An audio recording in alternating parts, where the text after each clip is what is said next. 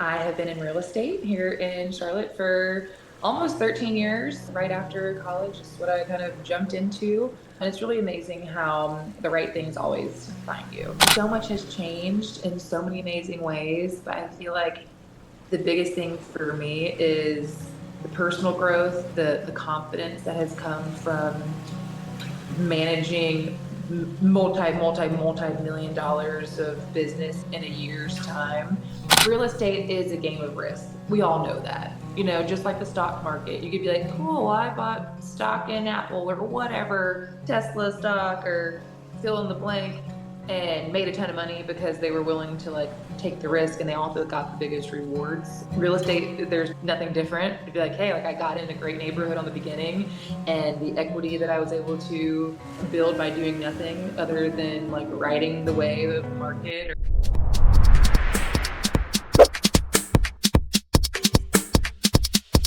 Hello, everyone, and welcome to another episode of Chatting with the Experts TV show with me, Paula Okone, where I speak with women mainly from Africa, the Caribbean, and the diaspora, wherever else they may be. And typically, these women are professionals or business owners who have something to share with my audience, my listening audience, my viewing audience, in which at the end, the takeaway would be women or men, because we have had some men join us, would be inspired by what they heard, empowered, motivated, but best of all, would go away different from when the show. Today's episode is called A Chat with Your Builder Best Friend, Joy Farley. And we ask that you join us as we delve into the empowering realm of women in real estate. And we'll talk also about the transformative power of collaboration. We'll also explore how women are shaping the future of industry by fostering innovation and by driving positive change. I'll tell you a little bit about Joy Farley. She's a real estate broker in Charlotte, North Carolina, and she specializes in new home constructions and sales. She's passionate for building both communities and people, and is affectionately known as the friend collector. But I can only tell you so much about her. Why don't I do this? Why don't I welcome her to Chatting with the Experts so she can talk to you more about what she does and why she's here on the show. So welcome, Joy, to Chatting with the Experts. Thank you, Paula. I'm so excited to be here. Absolutely. I'm sure you heard some of what I said about you, but of course, I'll pay you later for the kind words. Kind but true words. I only hope. What did I leave out? Because I've known you for so many years, and I've watched you grow, and I've watched you become this beautiful, Christ-filled young lady. And there's so much more to you than what I said. So continue the description. Continue talking about you. I love it. Well, first of all, it's amazing how you can take relationships that you built or fostered years and years ago. I think when we were chatting before we started recording was, oh my gosh, are you like 23 now? And I'm like, oh my gosh, I'll be 35 in October. So it's amazing how time really does fly by when you're loving what you do and who you do it for. A little backstory, I guess, a little about me. Originally from Charlotte, North Carolina, so East Coast, USA. I have 6 siblings, which is insane. So I'm one of 7. Never a dull moment at our house. We're all involved in so many different things. My parents always said, as long as it's legal, we'll support you 150%, and they sure have. I have been in real estate here in Charlotte for almost 13 years. Right after college is what I kind of jumped into. And it's really amazing how the right things always find you. I majored in psychology at the University of North Carolina at Wilmington. Always thought that I was going to be Dr. Farley one day. That was my passion, clinical psychology. And I got to my senior year and I was like, this is really not what I want to do. I was crunching statistical analysis in the lab one day. I was a research assistant for one of my professors, and I was like, like I think I'm too fun for this. That was my original thought. Like, here I am crunching statistics in a lab coat. And I've always just loved people, like I always was that friend that people wanted to come to and tell all of their, you know, life stories and looking for advice and all these different things. And I was having like this crisis of like, oh my gosh, like I thought that I was gonna, graduate, get my PhD, grad school, 10 more years of school. And I'm finding myself like having questions of like, I don't know if this is really what I want to do long term. Well, I went in a different direction, thought the job that I had lined up, 3 weeks before I graduated was going to be like, a hit, and it falls through. Literally 3 weeks before I graduated from college, given I put myself through school. I just paid my student loans off recently, so I'm feeling free as a bird. Yay. And I knew in my heart of hearts that like something was going to work out for me and that it wasn't my job to like push the door in. Well, I get a text message from a great family friend of ours. His name is Dan Horner. He was one of the owners of one of the biggest builders here in Charlotte called Homes. And he texted me seemingly out of the blue, right? I don't believe in accidents. I don't believe in just serendipity or coincidence, but I didn't even have Dan's number. So I get this text message on my phone that didn't even have like the internet. This is long before iPhones and the whole nine. Wow. And he said, "Hey, Joy, I picked your graduation party invitation up off the kitchen counter. And it dawned on me that our company is hiring. And I think there's a sales position I think you'd be a great fit for. I'm like, call me." And I kind of sat back and I was like, that my parents had never owned a home. I knew nothing about real estate. I knew nothing about construction. I knew nothing about sales. I'd never sold like a big pin to anybody.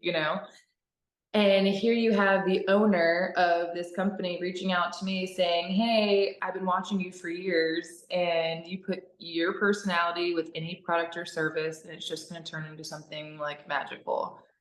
And it also reminds me sometimes that like when people see things in you that you don't see in yourself, to trust it the first time. And so I picked up the phone and I was like, "Hey, Dan, like, let's, catch me up. All the things that I know that I'm totally unqualified for don't fit any of the descriptions of probably what you're looking for." And he's like, "No, no, no. You have whatever that thing is called it that you cannot teach anybody. And you have it." So I was naive, graduating from college, thinking that, hey, I graduated with honors and thought I was so smart, and told him that I really didn't want just to be handed a job and I wanted to go through the whole interview process just like everybody else. And looking back, I'm like, oh, I wish I could have been like, well, who do I know? Not what do I know? The things you learn over time, right? It's like, who do I know that I could? And I look back at that moment in my life and said, hey, like, I'm so grateful, in some senses that I stuck to my guns, that I'd never been handed anything. I wanted to earn it. I wanted to be a great member of the team, but I also didn't want it to be just handed a job because I knew one of the owners, right?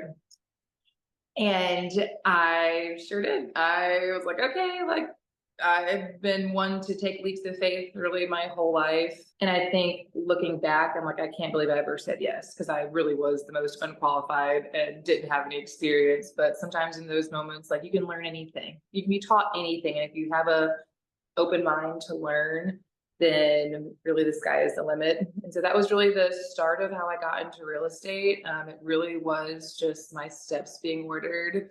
And I feel like that has been the same favor that has chased me down my entire career. I've worked for other builders here in Charlotte. I'm on a new adventure now, kind of going off on my own in a new direction with a partner of mine to be able to serve people at a high level, but include everybody. Really, new homes is my passion, and maybe it's like the new car smell, the new house smell, but I really just love the process more than anything. It's like one day you're standing in dirt, some huge neighborhood that just looks like a vast wasteland of mud. And then every conversation, one day at a time, like you're starting to like meet new people, and those empty home sites that were just dirt in your eyes or someone else driving by's eyes. I'm like, this is gonna be the most precious place on earth to anybody. That they get to come here and make memories and, start their families here and celebrate big events here. And there's nothing more special than home. And so being able to have done that over these years, I could drive through neighborhoods in Charlotte and I'm like, oh my gosh, there's the so-and-sos and there's the so-and-sos. And oh my gosh, you're going to college? Like, how did that happen so fast? And it really is just loving people, knowing your stuff, and serving people at a high level.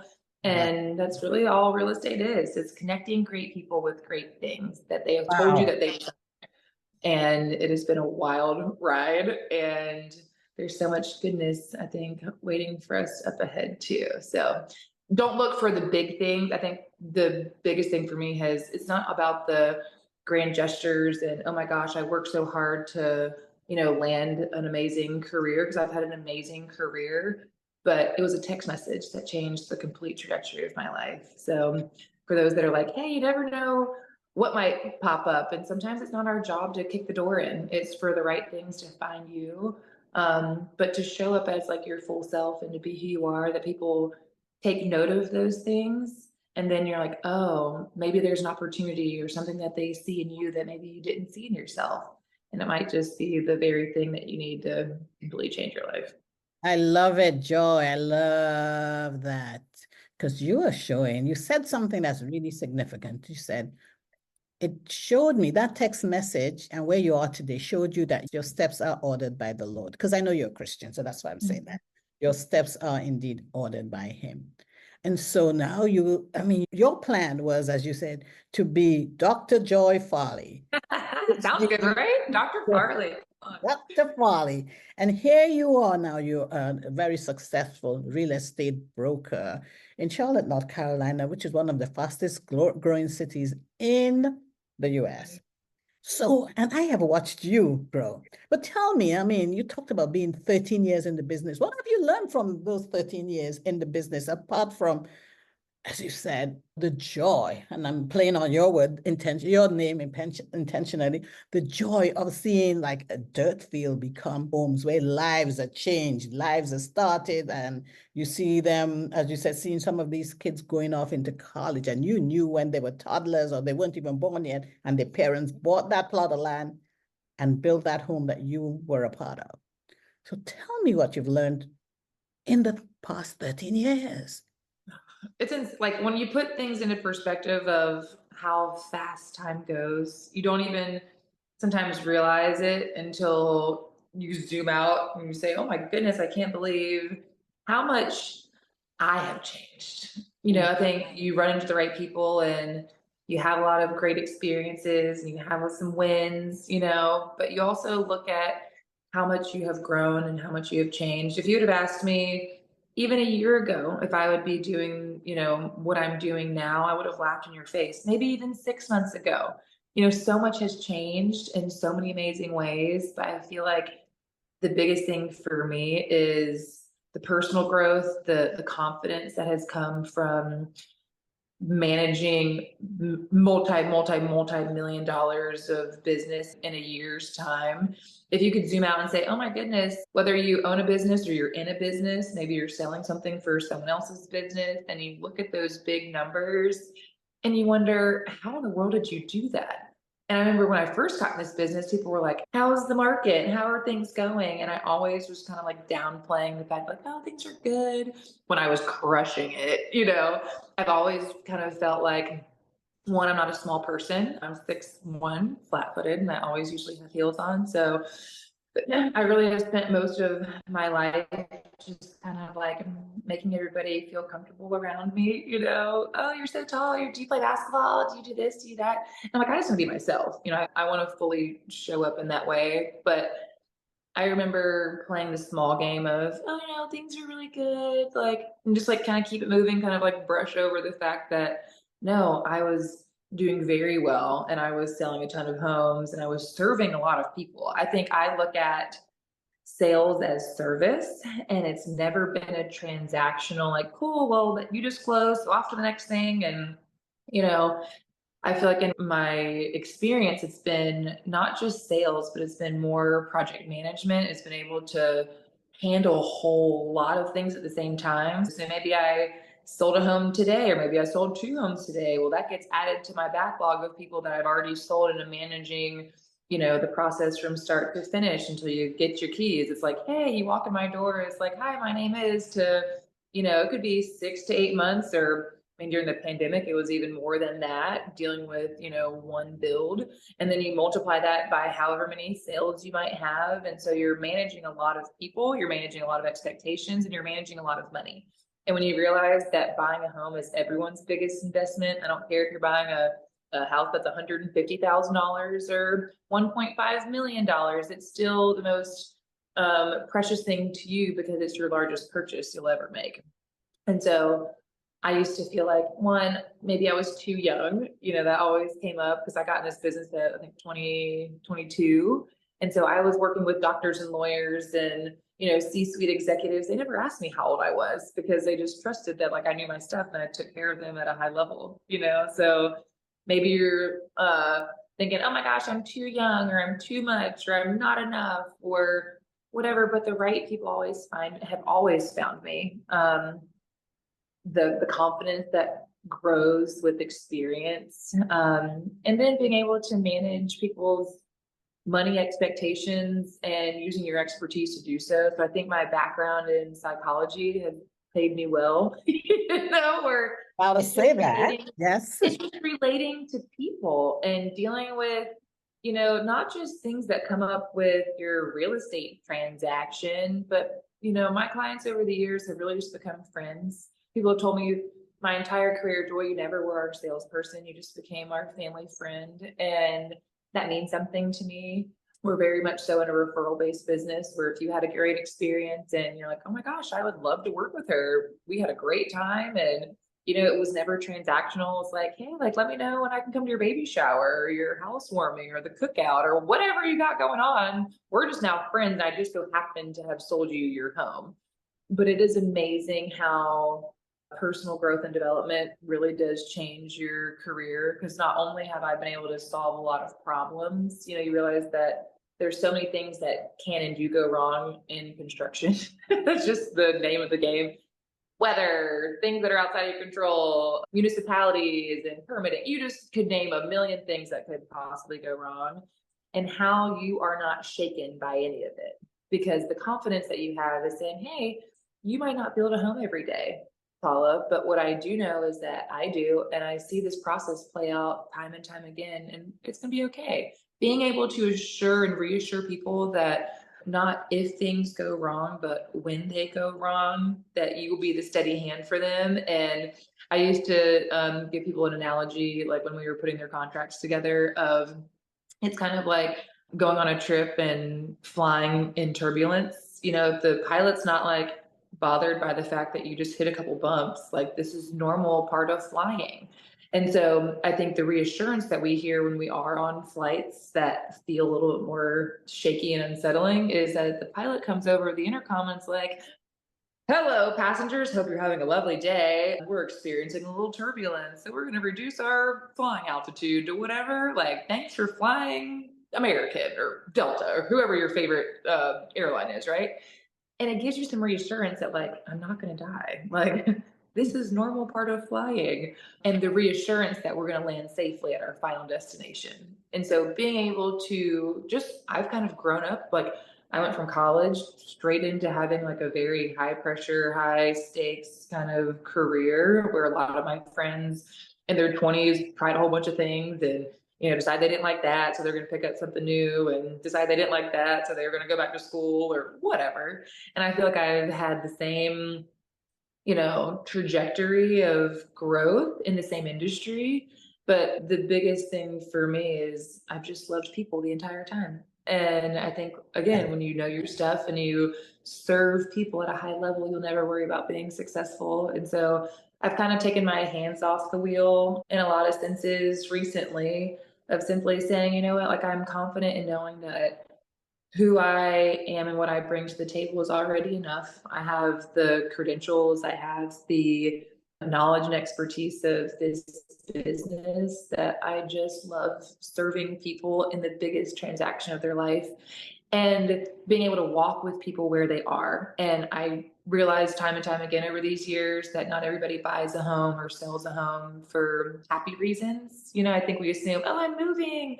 Yay. I've had clients over the years who have lost spouses unexpectedly or are downsizing because they're now empty nesters, and just some like really touchy moments where you're like, maybe moving isn't always a happy, joyous occasion for everybody, but to be able to walk through those moments and those seasons, like hand in hand with people who realize that, or who have told me, oh my gosh, I cannot believe that one, this is my life. I never expected for, my husband to pass unexpectedly. And here I am having to sell and buy a new home by myself. Or the happy moments too of, oh my gosh, like we're expecting, don't tell anybody. Like we haven't even told our parents. I'm like, you're telling me first? Like, what the heck?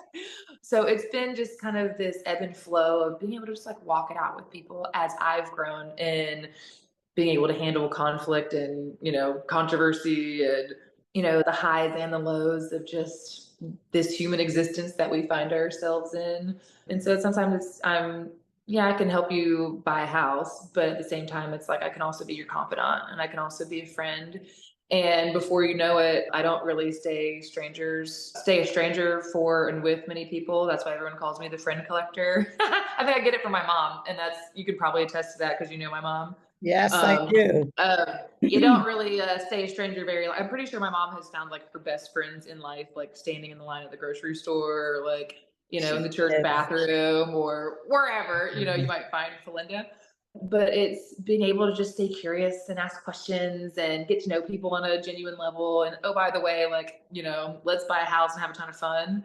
So But talking about that, buying a house, ask questions and so on. A big question I know everyone is probably wondering is, so what's the trend now? Because, we keep hearing about high interest rates, to buy a home, it's hard for first students, time buyers first time and buy. Yeah, let's talk about that oh because my that's goodness. a Well, the crazy thing sometimes is we have seen, at least in Charlotte, because like you said earlier, Charlotte is the fastest growing market in the country. There was a huge study, I think, last year that Zillow did on, the most desirable places to live in the country, and Charlotte was like number one. I think COVID changed the landscape of why and where people move based on not being tied to a specific location or a desk with remote work, which has been awesome. If you could keep your California or New York, Maryland kind of salary and move to Charlotte and have a whole lot more life and flexibility, in terms of your cost of living. But I feel like, one, of course, we are in an election year, so a lot of things feel very like, well, we'll see what happens after November. But we've seen interest rates consistently dropping. And I think some people have been on the fence of saying, okay, well, we're going to wait for interest rates to drop and then we're going to, make a move. But the thing that most people don't realize is that your rate is variable, right? You could be in a rate now and then interest rates drop and you can always refi. You never get to pick your sales price. And I think most people don't realize that, okay, cool, I could have a sales price here and an interest rate here. And okay, well, if interest rates drop, then that's going to drop my monthly payment. But if I stay in this house, or if I wait to buy for 6 more months or another year, the price has gone up regardless of what the interest rate was. So I've seen time and time again. I mean, this time last year, some of my investor clients, their interest rates were like pushing 9%. no. And people were freaking out because when I first got in this business, interest rates were like 3% or below. And that's what people just got used to. And that's what everybody was buying around. And then, we saw during COVID how it started to kind of creep up. And then, oh my gosh, for first time home buyers who have been purchasing homes over the past year or two, to see interest rates in the fives and the sixes in the sevens for a primary home has been mind blowing. But then you talk to people who bought a home in the 80s or 90s, and you're like, oh, like y'all are crying about, 5-6% interest rates. When I bought my first home, interest rates were like 17% or whatever. But I can't stress enough that there are so many programs, there's money out there for first time home buyers, whether it's down payment assistance. You can get a gift. You can get gift funds. There's so many ways that you can put things together to make magic happen. And sometimes it's having someone who's like, hey, maybe I did things differently in this transaction than I did with this transaction. Or, hey, in the past, I've used this resource or that resource. Or maybe you're working with a lender who has different programs or access to money that you can really utilize. Or maybe you're selling a home and you've got more money to put down on something that completely changes the game. So I'm seeing that interest rates are coming down, which is giving buyers in the market more confidence to move forward. Whereas real estate is a game of risk. We all know that. Just like the stock market, you could be like, cool, I bought stock in Apple or whatever, Tesla stock or fill in the blank, and made a ton of money because they were willing to like take the risk, and they also got the biggest rewards. Real estate, there's nothing different. It'd be like, hey, like I got in a great neighborhood on the beginning, and the equity that I was able to build by doing nothing other than like riding the wave of the market, or maybe bought in a new community where the builder is raising the price incrementally. And you're like, okay, well, now my house is worth more than what I paid for it. And I didn't have to do anything other than pay my monthly mortgage to get the equity. So there's a lot of ways you can play that. But I think right now the trend is, I think more and more people are jumping into the market because they know that if they wait, it will cost them more later to wait.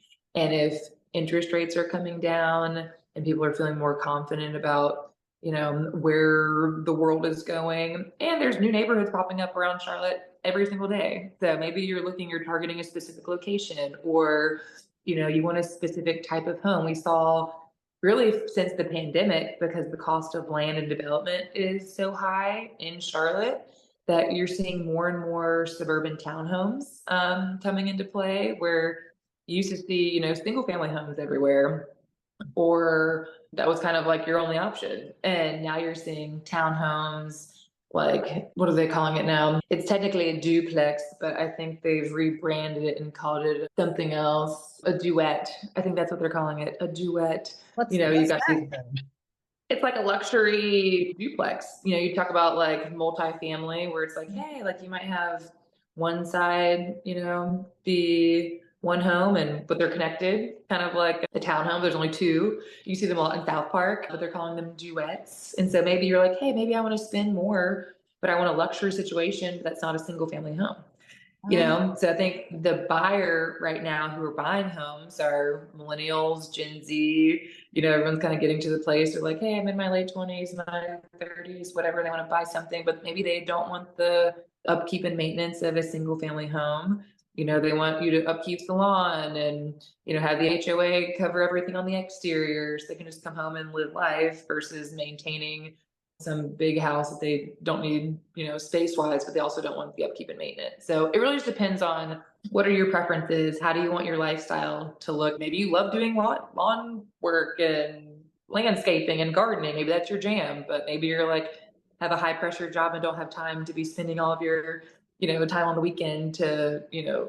dedicating to those things. And so it really just depends on, hey, what speaks to you? What are the things that you want? What are the things you don't want? What are your non-negotiables? And then having a professional who can say, hey, based on X, Y, Z, and Q, and where you are financially, where you want to be location wise, and the whole financing, piece of the puzzle, and bringing those things together also gives people the confidence to say, hey, I've been here, I've seen this. And if anything that we've learned from the pandemic, that there's been nothing but interest rates and pricing going in the wrong direction at the same time. So now that we're kind of seeing, a little cool off when it comes to the interest rate, then I think people are like, okay, well, if the interest rate comes down, my buying power goes up, and I'm able to buy more home, So, for the same price. so that brings me to a question, because can you believe it? We've been talking for over almost 30 minutes. Stop it. When we're having fun. So if there were like two resources that you could share with my listeners, let's say you're a first-time buyer or you're a first-time seller. Just give us a resource for a first-time buyer that you can help, because you said there are many options that we can use. Because I was one of those who was a first-time buyer after my husband passed away. For the first time, I was like, wow, I've got to buy a house by myself. What do Wow. I do? Where What do do I I start? do? That's it. Yeah. So first time buyer and a first time seller too, because then it was also, and I have to sell a house by myself. Right. Right. What resources can you Well, I just? always say, like, there's a quote, I think it might have come from, it might be Tony Robbins, but he says, our greatest resource is resourcefulness. Mm, And I think part of that is using who's already in your circle, to lean on the trusted people that you have in your life. You're like, oh my gosh, like I had a great experience with so and, definitely give you a warm introduction or a handoff or a message or a group text or something. Say, hey, like my friend's looking to buy or sell, and you're my go-to person because I've had experience with you and I know what I'm going to get. Right. So I think some people are just trying to reinvent the wheel by like, oh my gosh, I don't know where to start. And it's like, well, who do you know in your circle, or maybe in your neighborhood, or a friend of a friend that's in this business who you can lean on and say, hey, I've got a friend looking for X, Y, and Z. Like, who do you know? That's been the greatest resource for me on the other side of when my phone rings and someone's like, hey, like I got your number from, so and so. And, they said they had a great experience and would love to set up an appointment where we can, talk more. I think buyers in this day and age have so many more resources available to you by simply having things like, oh, the internet. You've got, the realtor.coms. You could literally Google anything. You could put keywords into Google and say, hey, I'm looking for a new home in this area, maybe this zip code. And bam, you've got like the world at your fingertips. But I think people don't realize the power of social media. I know, like, I'm a millennial and everyone's kind of like, oh, social media, like people aren't finding good resources online. It's amazing, either the things that you can learn, the things that can inspire you, the things that can help you grow, and also friends, business connections, life hacks. You name it, you can find on Instagram, TikTok, LinkedIn. It's just incredible the resources that most buyers and sellers now have in the market. And simply, I think more than anything, it is finding that person that can kind of guide you through the process, and then being like, okay, well, maybe I can do some research on my own. And it's almost like when I used to work with buyers who would come to my office, I would already have assumed that they have looked at our website, that they have looked at certain floor plans, that they had already done their research, because that's just how the world's working right now. And by the time you walk in my door, we're just confirming that, what you saw online is what feels right in person. Just like if you're going to go buy a car or any kind of big purchase, you're like, okay, I'm going to go do my research. I'm going to look at the dealership. I'm going to, see if they have the style, the color, the right leather. Do you have the, these type of wheels? And then if I actually show up at the dealership and want to go test drive it, then it's an easy yes, right? Because I've already taken some of the ownership on me, that here's what I want, here's what I want to pay, here's kind of where I want to stay at or around comfortably. And then by the time I walk into your office, it probably is just confirming those things.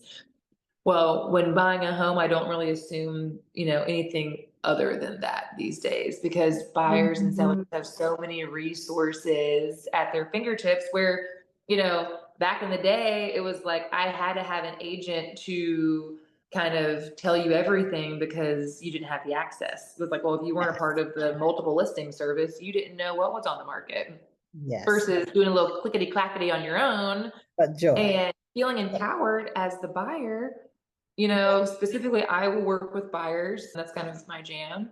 But I just assume that your buyers know what they want. They know where they need to be can I affordability put my wise. hand up and say that there's Yes, some people who I know who are afraid to do all these things that you're talking about because they're a bit older, they're afraid of technology, and the word social media is like a bad word scary. to them. Yeah. So what would But you say to someone like that? I feel like it's never too late to start something new. I talk to my mom sometimes. She's like, I'm not retired, I'm refired. Say that Where again. she said, I'm I'm not not. retired, I'm refired. Like, Oh, I like I'm it. fired up about learning something new. Put me in situations where maybe I do something different than I used to do. Mhm. And I feel like, yes, it could be overwhelming to some, but I feel like if you have an open mind, to learn something new. I hope to be a lifelong learner.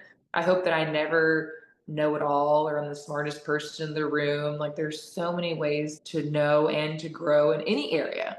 You can pick anything, but maybe you're interested in, you know, gardening or you're interested in learning a new skill. Like the vastness of social media can teach you those things for free. When you used to have to like go to a conference and pay a bunch of money to learn something and, you COVID. know, have to pay an expert how to, go from A to Z and something new, you Mm. can watch YouTube for free. You can, lean into any new experience at the click of a button. And I would say if you're that person who's like, oh my gosh, social media is really overwhelming, I don't know where to start, I would say lean on your resources of who's in your circle. And maybe it's just finding the right person I like who that. would say, hey, Paula, don't even worry about any of that stuff. That if that's going to be overwhelming to you, let me handle that because that is where I thrive.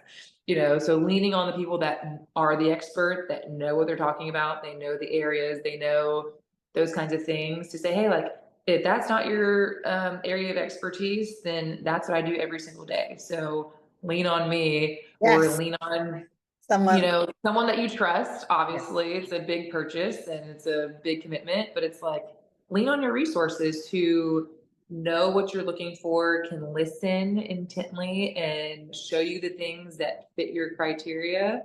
I feel like that's one of the biggest frustrations for some buyers and sellers is that like my agent didn't like give me my whole scope of what I could do and or didn't show me the things that I asked for. So if you're like, hey, I want to have a bedroom downstairs or I want to have a patio or I want, you're not going to get obviously everything. Buying a home sometimes is a series of trade-offs unless you're building something and then it's like, okay, you might have a little bit more flexibility. But to have someone who can listen and say, okay, based on the things that you shared with me, I vote we look at this, this, and this, and then make it a fun experience. You I like know, with that. any big purchase, you're like, I want to have an experience. I don't want to just buy something. I want to like, really be shown things that I asked for that are going to be something that I could purchase. And then having someone who can guide you, along the way to make it a really smooth transition.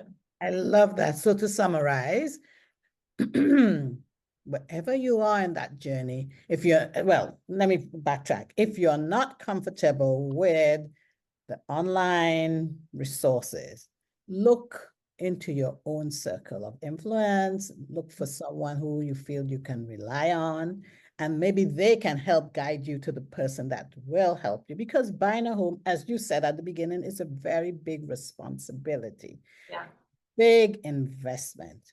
And if nothing else, after listening to this program, call on Joy, because as she said, she's a friend collector. She's more than a real estate broker. She can help walk you and through this very, very important process and guide you, right? Sounds like a plan to me. So where can people find you online? I mean, I've told them that they, after listening to this, they could get in touch with you. How would they get in touch with you, Joy? I'm actually really easy to find online, I'm sure. On all of the social handles, it's Jump for Pure Joy on Instagram and TikTok. You can find me on LinkedIn. So I love good professional connections. And sometimes it's the professional connections that you have to say, hey, maybe you have a high powered job and you don't have the time to go be doing a whole bunch of running around and research and whatever, to find someone who's like, hey, who's in your city, who's in your area, who you're like, hey, I feel like we're kind of in similar spaces in life. Like, let me reach out to somebody who might have the time component where you might be busy doing other things that someone else can be doing all of the behind the scenes research. And so when you do have a moment in time where you're like, cool, let's go look at it, and all the research and behind the scenes have already been handled, which takes it off of your plate, which is fantastic. You're like, on my plate, off my plate. I learned that in my first job out of college. We had an ethos of like, hey, on my plate, off my plate. How can I get the things that are on my plate, off my plate the fastest and the most efficiently with the highest level of excellence? And helps you keep your mental real clear too. Like if it's on my plate, what do I need to do to get it off? Love it. And then I would say secondarily to that, you also have So LinkedIn, Instagram, those are both, oh, LinkedIn is just Joy Farley. And then Instagram, TikTok are Jump for Pure Joy. And I'm also on Facebook. So however, wherever you like to hang out, I probably spend the most time on Instagram, have the biggest kind of community there. But I feel like that's just how you can make friends these days too, by simply being open. I think, you can collect friends however you want. I'm not the original friend collector, that's for sure. But sometimes if you're out and about and you just connect with people and you're like, hey, like, what's your Instagram? Or are you on TikTok? Or are you on, Facebook? I think Instagram right now is kind of the place where most people are hanging out. But depending on where you enjoy hanging out, maybe you're more of a Facebook kind of person or link. But you can find me on all of the different platforms and always looking to connect. Lovely, lovely, lovely. And for those of you, well, first and foremost, who didn't enjoy this? This was so educational. Wow. And so, to my listeners and viewers, if you would love to watch another program or to connect with me to be a guest on the show, please reach out to me on either on my website, which is chattingwithexperts.com. You can find me on LinkedIn. I hang out a lot on LinkedIn. Just look for Paula Okone there.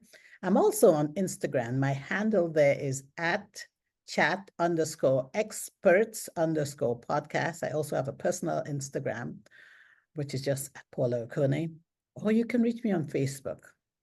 Again, Paula Okone there. Joy, thank you so much for everything. I have taken some notes. I'm not planning on buying a new house now, but I know lots of our audience, lots of our guests, lots of our viewers would have learned so much that they're going to be hitting you up. LinkedIn and, TikTok, Instagram, it's just Jump for Pure Joy. Or you can just type in Joy Farley and it'll pop up one way or the other, easy to find. I love it. Thank you again for being a guest on Thank Chatting you for with the having me, Experts. love. Thank you.